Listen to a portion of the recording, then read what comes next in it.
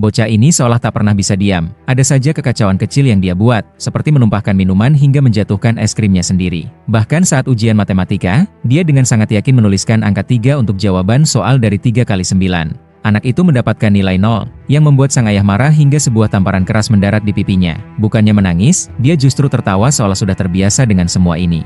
Lalu dengan santainya, dia lari dan membuang rapor penuh nilai merah itu kepada sekumpulan anjing di jalanan. Saat di sekolah pun sama saja.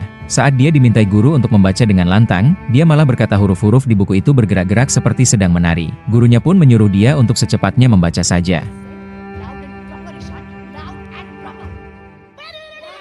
Dan seisi kelas pun menertawakannya, menganggapnya hanya bercanda. Padahal, dia tidak berbohong. Kondisi disleksia membuatnya melihat dunia dengan cara yang berbeda. Sayangnya, orang tuanya tak mengerti dan justru menjulukinya sebagai anak bodoh. Karena kesabarannya sudah habis, sang ayah memutuskan memindahkannya ke sekolah asrama. Dia hanya bisa terpaku melihat keluarganya pergi dan meninggalkannya. Lalu di malam yang sunyi, dia bersembunyi di dalam kamar mandi, sambil membasuh luka hatinya dengan air mata yang terus mengalir. Hari-harinya di asrama pun penuh dengan tekanan. Hinaan dari teman dan bentakan para guru, perlahan mulai menghancurkan semangat hidupnya. Sampai akhirnya, muncul sosok guru baru yang membawa warna berbeda pada kelas itu. Beliau mengajar dengan musik dan kegembiraan, hingga semua murid merasa sangat nyaman. Guru ini mulai membagikan lembaran kertas kepada murid-muridnya untuk menggambar dengan bebas. Semua temannya pun sudah mulai menggambar, tetapi hanya kertas milik bocah ini yang tetap putih bersih. Dia seolah kehilangan arah untuk meluapkan imajinasinya. Sang guru mulai menyadari bahwa ada yang tidak beres, tapi pada saat itu beliau tidak sedikit pun marah kepadanya. Setelah mencari tahu, beliau akhirnya mengerti bahwa anak ini sedang berjuang melawan disleksia.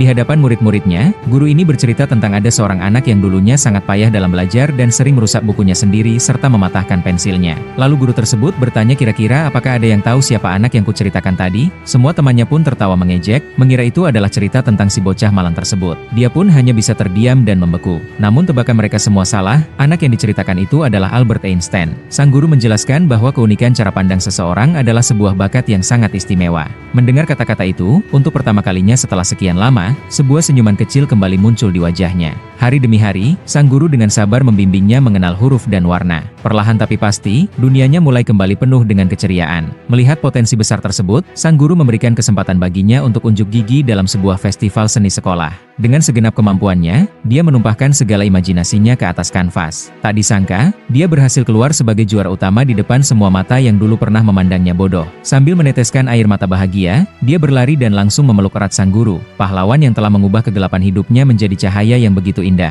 Kisah ini ngajarin kita kalau setiap anak itu spesial dengan bakatnya masing-masing. Menurut kalian, siapa sosok guru yang paling berjasa di hidup kalian? Tulis di kolom komentar.